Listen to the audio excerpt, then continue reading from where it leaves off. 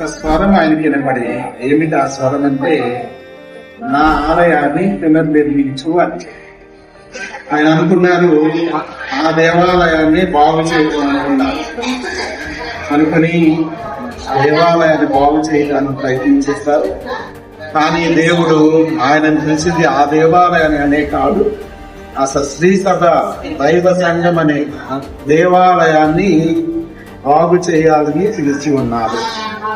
ఆయన ఎంచుకున్న మార్గం ప్రార్థనాపరమైన మార్గం, అన్నిటికన్నా నుంచి పేదరికమైన మార్గం.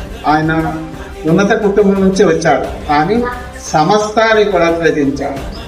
బట్టలు కూడా లేకుండా, పట్టు లేకుండా తండ్రిని వదిలేసి అతను వచ్చి తన జీవితాన్ని దైవ సేవకు అంకితం చేశాడు. అతనికి జీవిత విధానాన్ని, త్యాగపూరితమైన జీవిత విధానాన్ని మరింతంగా అడుగుంటూ వచ్చిన జీవిత విధానానికి ఆ రోజుల్లో యూరోప్ ఖండంలో అనేక వేల మంది యువకులు ప్రేరణ పొంది ఆయన ద్వారా వారి ద్వారా నేటి కూడా శివార్త వ్యాపించింది. అటువంటి సైకిల్ పేరు పెట్టుకున్నారు సిస్టర్.